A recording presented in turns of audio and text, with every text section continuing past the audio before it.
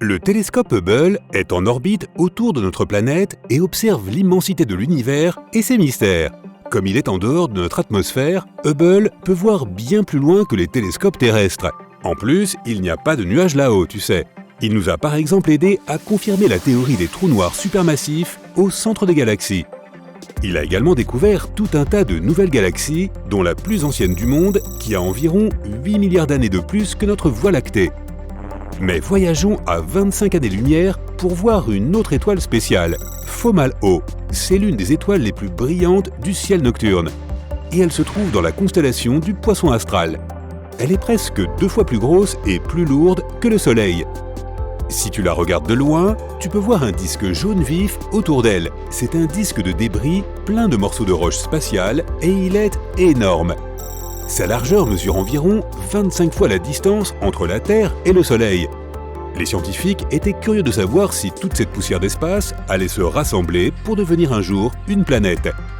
Mais alors, ils ont vu tout autre chose. Juste là, à travers tous ces débris, se trouvait un objet énorme et mystérieux.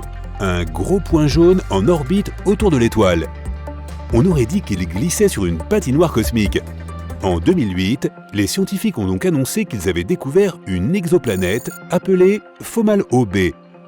C'est la première planète en dehors de notre système solaire que nous pouvions réellement voir de nos propres yeux. Il est difficile de savoir à quel point elle est lourde, probablement comme 2 Mars réunis, et elle vit assez loin de son étoile hôte, environ 4 fois la distance entre le Soleil et Neptune. Une année sur la planète équivaudrait à 1700 années terrestres. Nous serions tous des bébés là-bas. Donc, voici la question. Cette planète existe-t-elle vraiment?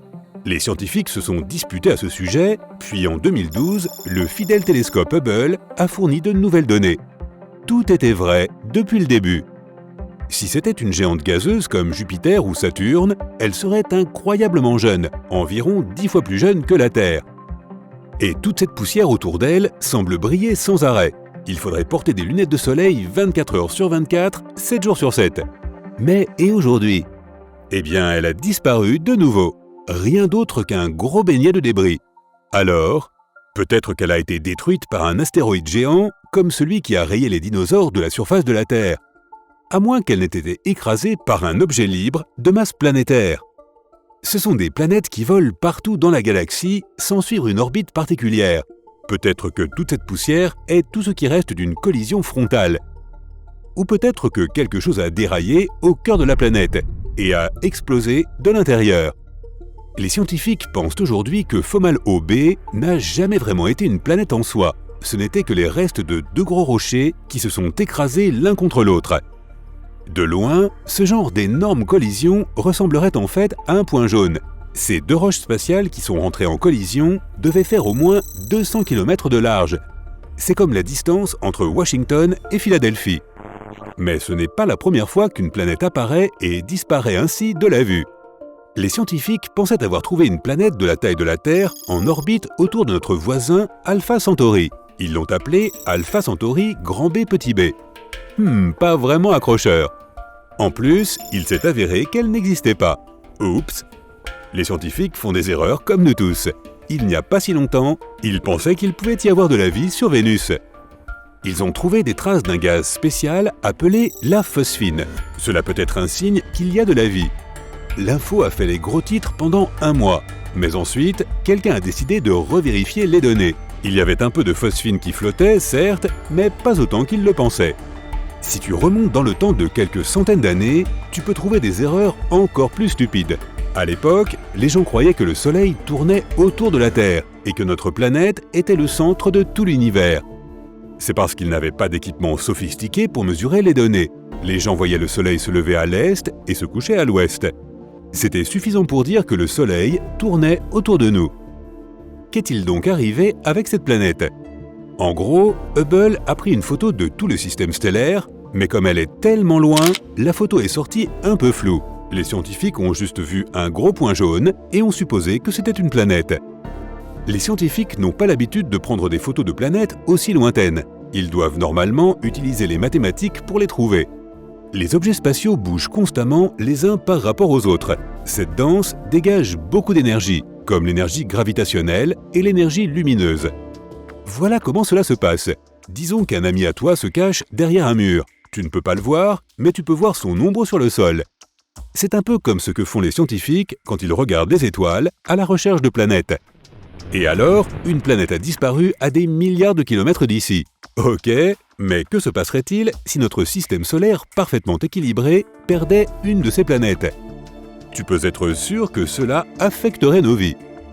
Mercure est en tête de liste. Bonne nouvelle, elle est trop petite pour avoir un effet gravitationnel sur notre planète.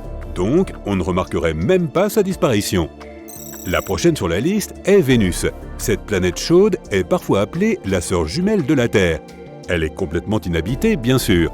À part cela, Vénus est l'un des points les plus brillants de notre ciel nocturne. Sortons là du système solaire et... Waouh, il fait beaucoup plus sombre la nuit. Mais quand même, ce n'est pas vraiment un problème non plus. Mars. La vie sans Mars pourrait même être une bonne chose pour la Terre. Il y a une ceinture d'astéroïdes entre Mars et Jupiter. La gravité de Mars peut prendre un astéroïde de cette ceinture, le faire tourner et le catapulter vers nous. Sans Mars, les astéroïdes resteraient en place grâce à la gravité de Jupiter. Jupiter est plus lourde que toutes les planètes de notre système solaire réunies. Elle retient la ceinture d'astéroïdes et sa gravité est assez forte pour affecter la Terre. Quelques milliers d'années après sa disparition, nous remarquerions de grands changements. Nous nous rapprocherions du Soleil, ce qui signifie plusieurs choses. 1. Nous aurions un climat beaucoup plus chaud toute l'année. Et 2. Nos jours, nos semaines et nos années seraient plus courts. Saturne, Uranus et Neptune sont trop loin pour que nous puissions remarquer leur disparition. Il n'en reste plus qu'un, non, ce n'est pas Pluton. Et si la Lune disparaissait? En gros, ce serait le chaos. La Terre s'inclinerait encore plus qu'elle ne le fait déjà, et le climat dans le monde entier deviendrait fou. Encore plus fou que maintenant. Cela pourrait même conduire à une nouvelle ère glaciaire.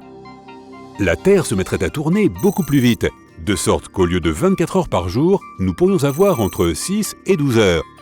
Et même si les nuits seraient beaucoup plus courtes, elles seraient aussi beaucoup plus sombres qu'auparavant. Lorsque nous observons la Lune, nous voyons en fait le Soleil qui réfléchit sa lumière dessus. La Lune, même nouvelle, est généralement l'objet le plus lumineux dans le ciel nocturne. Si le Soleil devait disparaître de notre ciel, ce serait la fin de la partie. Cette étoile est le centre de tout notre système solaire. Sans elle, les orbites de toutes les planètes s'effondreraient et nous nous déplacerions dans le chaos le plus total.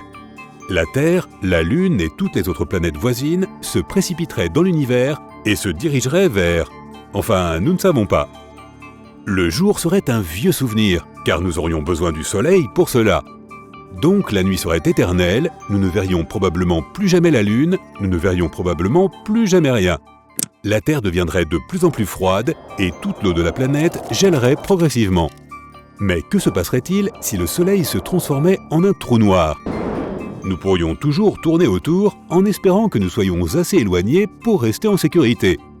Mercure et Vénus pourraient être engloutis, mais nous pourrions avoir de la chance. Nous resterions donc là où nous sommes, mais nous n'aurions pas le Soleil pour nous réchauffer. Si cela se fait assez lentement, nous pourrions être en mesure de nous adapter. Nous aurions besoin d'une nouvelle source d'énergie, d'une nouvelle source de lumière, et les plantes devraient s'adapter pour obtenir leur énergie d'un autre endroit. Nous devrions probablement construire une énorme tente au-dessus de chaque ville, forêt, océan. Ou nous pourrions tout simplement sauter dans une navette et partir sur une autre planète. Quelle histoire!